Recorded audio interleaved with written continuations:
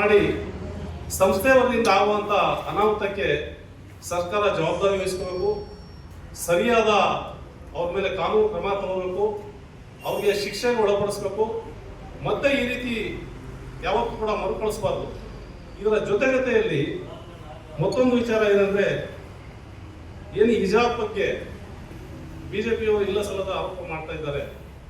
ಅದು ಸರ್ಕಾರ ಬರೀ ಹಿಜಾಬಿಗೆ ಮಾತ್ರ ಅನುಮತಿ ಕೊಟ್ಟಿಲ್ಲ, ಎಲ್ಲ ಧಾರ್ಮಿಕ ಆಚರಣೆಗಳನ್ನು ನಡೆಸುವಂತ ಜನಗಳಿಗೆ, ವಿವಿಧ ಧರ್ಮದ ವಿದ್ಯಾರ್ಥಿಗಳಿಗೆ, ಅವರು ಸಿಖ್ರಾಗಿದ್ರೆ ಅವ್ರು ಟರ್ಬನ್ ಹಾಕೊಂಡು ಹೋಗ್ಬೋದು, ಜನಿವಾರ ಹಾಕೋಬಹುದು, ಶಿವದಾರ ಹಾಕೋಬಹುದು, ಉಡ್ದಾರ ಹಾಕೋಬಹುದು, ಅದೇ ರೀತಿ ಹಿಜಾಬ್ ಹಾಕೊಂಡು ಹೋಗ್ಬೋದು.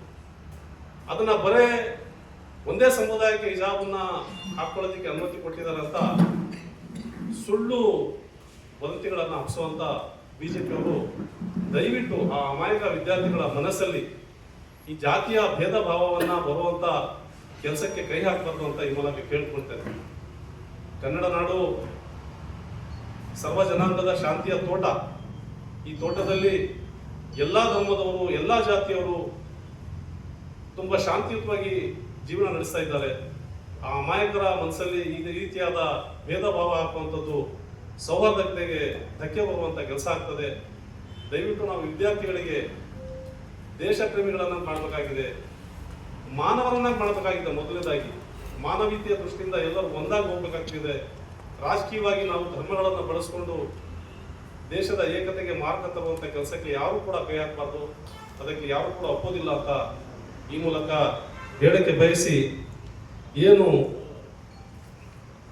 ಮುಖ್ಯಮಂತ್ರಿಗಳಲ್ಲಿ ಮನವಿ ಮಾಡ್ಕೊಳ್ಳೋದೇನೆಂದ್ರೆ, ನಮ್ಮ ಕರ್ನಾಟಕದ ವೈದ್ಯಕೀಯ ಗುಣಮಟ್ಟ ಏನಿದೆ ಅದು ತುಂಬಾ ಉನ್ನತ ಮಟ್ಟದಲ್ಲಿದೆ.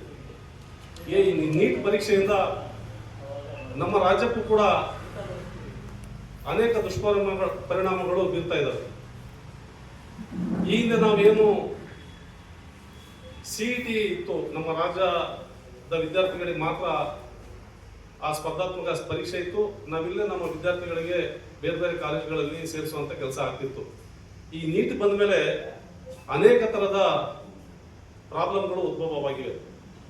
ಆದ್ರಿಂದ ಯಾವ ರೀತಿ ತಮಿಳುನಾಡಿನ ಸರ್ಕಾರ ಶಾಸನಸಭೆಯಲ್ಲಿ TN admission to undergraduate medical degree course ಎಂಬ ಮಸೂದೆಯನ್ನು ತರುವ ಮೂಲಕ ನೀಟ್ ಭಿನ್ನಹಿತ ಪಡೆಯಲು ದಿಟ್ಟ ಹೆಜ್ಜೆ ಇಟ್ಟಿದೆ.